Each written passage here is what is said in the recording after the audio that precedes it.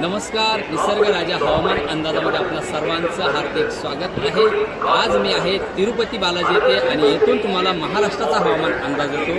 आज आहे 1 जून 2026। बघा शेतकरी मित्रांनो, आपण दिलेल्या अंदाजानुसार काल महाराष्ट्रात बऱ्याच ठिकाणी मेघगर्जना, काही ठिकाणी सोसाट्याच्या वाऱ्यासह पावसाला सुरुवात झाली होती। आज पुन्हा दुपारनंतर संध्याकाळी आणि काही ठिकाणी रात्रीच्या वेळेस आपल्याला विजांचा कडकडाट आणि लाइटिंग बघायला मिळणार आहे। काही ठिकाणी सोसाट्याच्या वाऱ्यासह मेघगर्जना, विजांचा कडकडाट ते मध्यम स्वरूपाचा, काही ठिकाणी जोरदार स्वरूपाच्या पावसाची शक्यता आहे।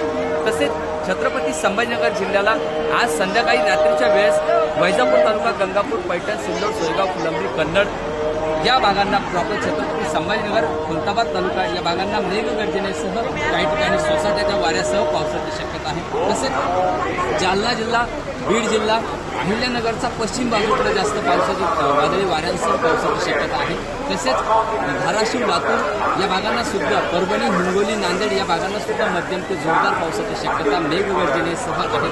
तसेच अकोला, अमरावती, बुलढाणा, जळगाव या भागांना सुद्धा मेघगर्जनेसह काही ठिकाणी वादळी वाऱ्यांसह पावसाची शक्यता आहे। आणि नागपूर, भंडारा, गोंदिया, यवतमाळ, वर्धा, चंद्रपूर या भागांना सुद्धा मेघगर्जनेसह हलका ते मध्यम स्वरूपाचा पाऊस हा 1 तारखेपासून 6 तारखेपर्यंत ज्या ज्या जिल्ह्याची नावं घेतली तिथे भाग बदलत पावसाची शक्यता राहणार आहे। तसेच सांगली, सातारा, कोल्हापूर, सोलापूर आणि पुणे जिल्हा सुद्धा त्यामध्ये, कोल्हापूरचा झाल्याच्या नंतर सिंधुदुर्ग, रत्नागिरी, रायगड आणि मुंबईपर्यंत मेघगर्जनेसह मध्यम ते जोरदार पावसाची शक्यता राहणार आहे। त्यामुळे शेतकरी मित्रांनो, जे आपले शेतीचे कामे बाकी आहे ते लवकरात लवकर आटपून घ्या आणि पेरणी करत असताना यावर्षी आपल्याला जे कमी पाण्यावरील पिकं आहेत तेच आपल्याला घ्यायचे आहे। कारण की मी गेल्या 4 महिन्यापासून सांगतोय की यावर्षी पावसाळा हा कमी असल्यामुळे आपल्याला जे पिकांना कमी पाणी लागतं अशाच पिकांची पेरणी आपल्याला यावर्षी करायची आहे।